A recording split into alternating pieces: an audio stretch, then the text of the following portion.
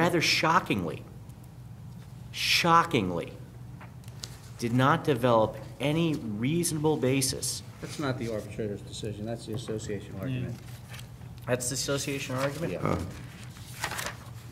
Then I'll shut up. Mr. Flynn, I do want to point out, you said that this gentleman was without benefits. That's not true. Oh, yes, it He is would have true. had SPF leave of 6 months. By the time we got to the hearing, was he less had than no 6. benefits. Then he did not apply for SPF leave. The union should have advised him of that. Well, somebody should have apprised him, and maybe the Commonwealth should have apprised him. No, it's the union's job to represent the members and advise them of the benefits that they negotiate in the contract. Aren't there certain requirements under the Family and Medical Leave Act that an employer notify the employee of entitlement? This is under the SPF, which is broader than just family medical leave. Oh, okay. So was the FMLA notification given in this I case? don't know the answer to that. Oh. Probably. Yeah, but then again, if we don't tell them about the SPF, maybe they won't apply for it, and maybe we'll save PEBTF some money. Well, maybe the union should do its job. Do you have anything further, Mr. Blinn? No, I very much appreciate the panel's attention and patience, and that would conclude our presentation with respect to Proposal 6B. Okay, thank you very much.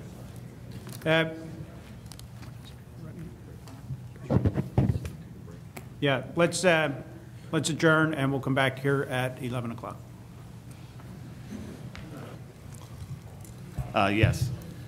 At this point, the association will call James McCoe.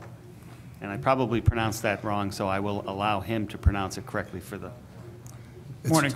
Good morning, it's McKeough. Okay, could you just spell your last name for the record? Capital MC, capital K-E-O-G-H. Welcome. Thank you. I'd like briefly to go through your background. We've provided the Board of Arbitrator and the Commonwealth with a copy of your bio, but could you please tell us your educational background? Yes, I'm a Philadelphia guy born and raised. I went to LaSalle College at the time. I have a bachelor's degree in mathematics. I then went and taught high school, and while I was teaching high school, I got a master's degree in mathematics from Villanova University. After 4 years of teaching, I joined, got into the actuarial profession, joined the Wyatt Company in Philadelphia in 1975. Okay. And what is describe what the Wyatt Company is? The Wyatt Company was a national or international actuary and employee benefits consulting firm. During my 20 years there, towards the end of my 20 years there, they changed to, or they merged with a British firm called Watson, and they changed their name to Watson Wyatt. And then last year they merged with another former employer, Towers Perrin, and so now the new firm is called Towers Watson. Okay. And what does the what were your responsibilities? What kind of work did you do with that firm? The work varied, obviously, over a 20-year career. I started out as an actuarial assistant, and in the actuarial profession, you take exams. Typically, you take exams while you're working. So during that time, I took the actuarial exams and became a fellow of the Society of Actuaries in 1984. As it would be, I think, in a lot of professions, your responsibilities increase as time goes on. In 1989, I was appointed as the managing consultant of the Philadelphia office, running an office with 60 people, made most of those professionals, and I ran that office. And then in '95, I went to Towers Perrin and was a principal there, and then in 1999, started my own business. Okay.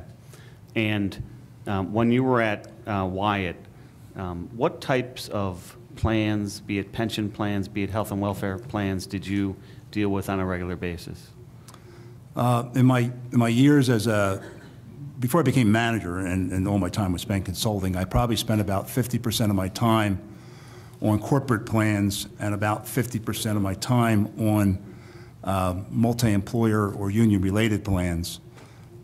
The work involved both pension and health and welfare plans. In some large cases, I was sort of an account manager responsible for the relationships with the organizations, so got exposed to, different disciplines. Clients on the corporate side included some major Pennsylvania firms, including Mack Trucks, VF Corporation, which has since moved to North Carolina, Carpenter Technology in Reading, and some Philadelphia companies. The multi-employer plans were largely Philadelphia-based. They included construction companies, Teamster plans, UFCW plans, and then some others, like hospital workers and other unionized industries. Okay. And when you talk about the multi-employer union plans, are you talking about Taft-Hartley plans? Yes. Okay. In your experience at, be it Wyatt or Towers, and now, what year did you say again you started your own company? 1999. Okay.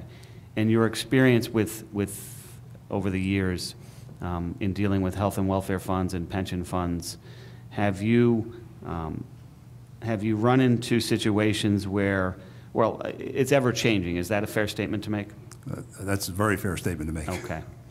And in dealing with or working for those companies, have you lectured on any subjects, or are you involved with any associations in your work as an actuary?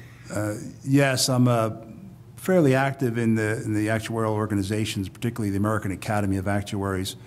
I've also spoken at international foundation meetings and spoken to a lot of union groups. Sometimes asked to come to a union meeting to explain changes in plans and that. So, yes. Have you held or headed up any task force in your work as an actuary? Yes. In the early part of this century, when the markets went through their first collapse, a lot of my clients were concerned about the ability to respond quickly under the current laws for private sector plans that RISA has amended. And they asked me what my profession was doing. So I contacted the American Academy of Actuaries and spoke to what his title is Senior Pension Fellow, but his name is Ron Gebertsbauer.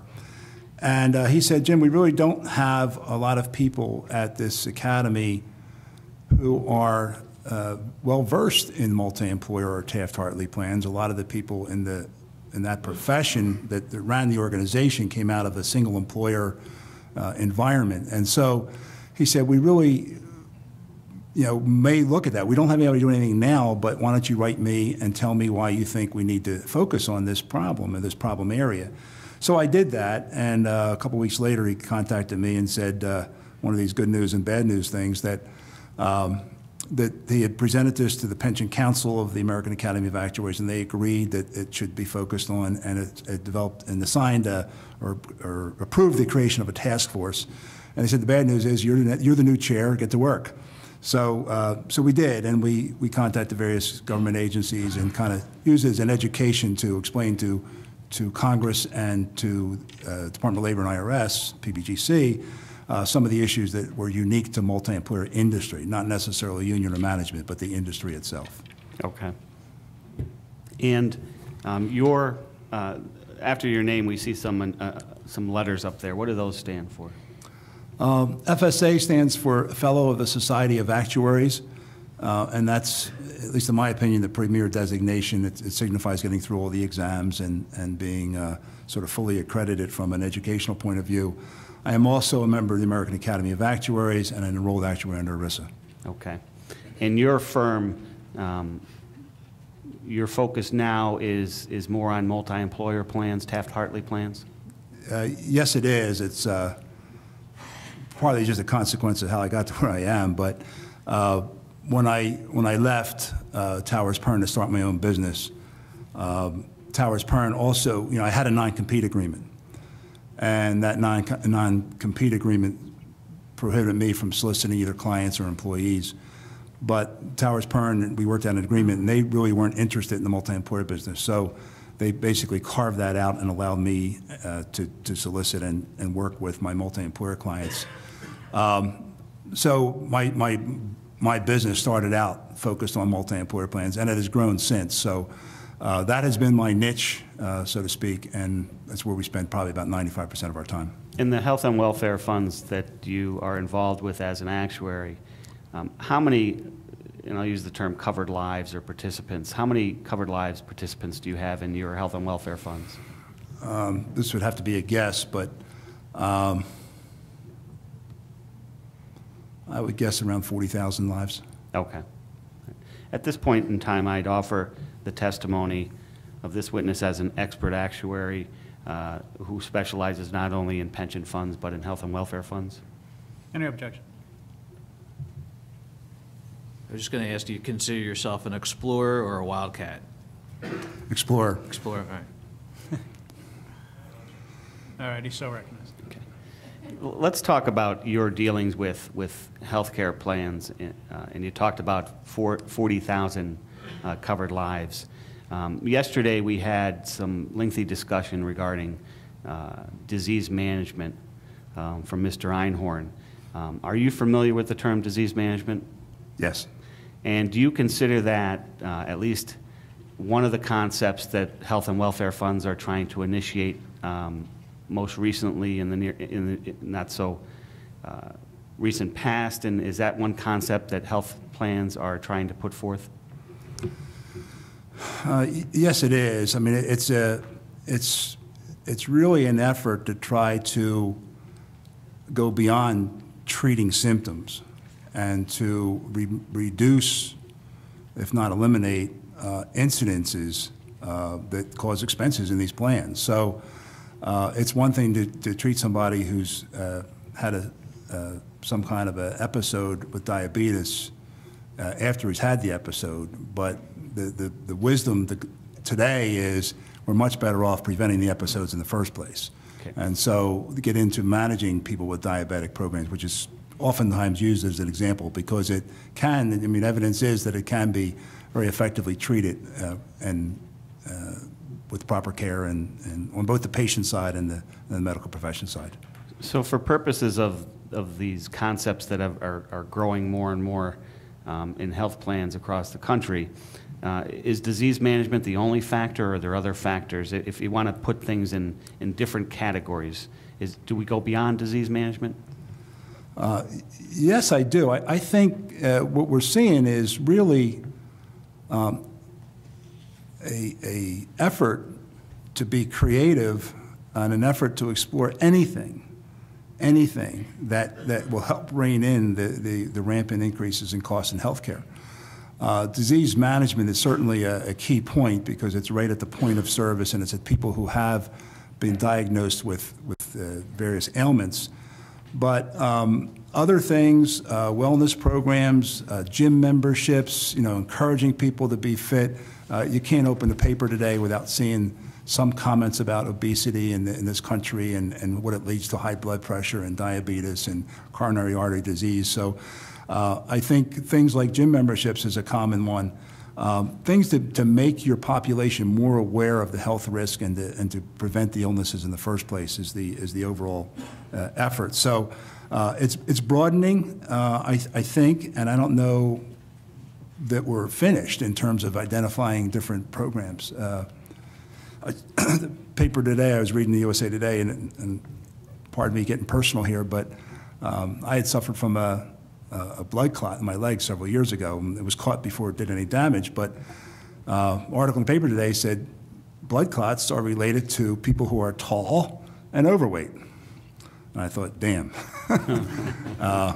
But it's just another example, and it can be treated though, and you can take blood thinners and avoid recurrences.